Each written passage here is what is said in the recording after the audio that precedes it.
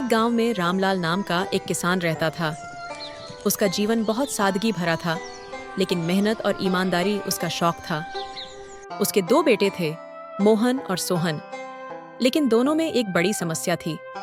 मोहन बहुत आलस करता था और काम से बचने के तरीके ढूंढता था, जबकि सोहन ज्यादा समय शहर में अपने दोस्तों के साथ बिताने लगा था। रामलाल अक्सर सोचता था, कैसे इन दोनों को सुधारूं। एक शाम का वक्त था। रामलाल अपने खेत के कोने में बैठकर सोच रहा था कि कैसे अपने बेटों को जिंदगी की असली कीमत समझाए। मोहन और सोहन के बिना मैं अकेला हो जाऊंगा।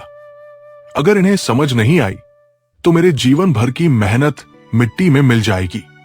अगले दिन सुबह रामलाल ने मोहन और सोहन को बुलाया।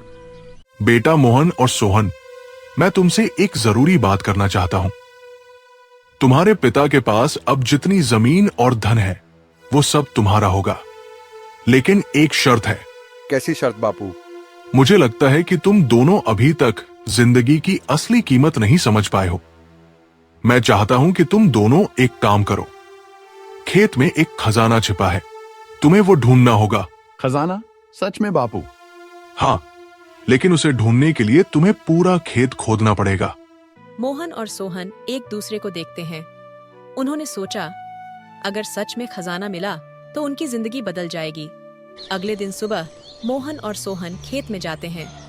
उन्होंने बेलचा और कुदाल उठाई और काम शुरू किया। भाई, इतना बड़ा खेत है, कितनी मेहनत लगेगी। बापू ने कहा है तो कुछ तो होगा ही। चल शुरू करते हैं। दोनों भाई सुबह से शाम तक मिट्टी खोदते रहे। एक एक दिन गुजरता गया। उन्होंने पूरा खेत खोद डाला, लेकिन उन्हें कुछ नहीं मिला। बापू ने हमें बेवकूफ बनाया। यहाँ तो कुछ भी नहीं है।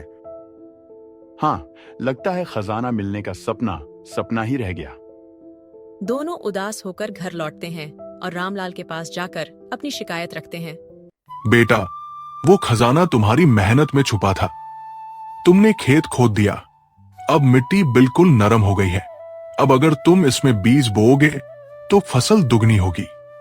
तुम्हारी मेहनत ही तुम्हारा असली खजाना है। मोहन और सोहन ने रामलाल की बात को समझा और अगले दिन से खेत में बीज बोने लगे। दिन रात मेहनत की और अपना पूरा समय फसलों की देखभाल में लगा दिया। कुछ ही महीनों में उनका खेत फसलों से भर गया। दोनों भाई खुश थे और उन्होंने अपने पिता का आभार माना। बापू, अब समझ में आया कि मेहनत का महत्व क्या है। जो हमने सीखा वह जिंदगी भर याद रहेगा। हाँ बापू, आपका धन्यवाद। आपकी सीख ने हमारी जिंदगी बदल दी।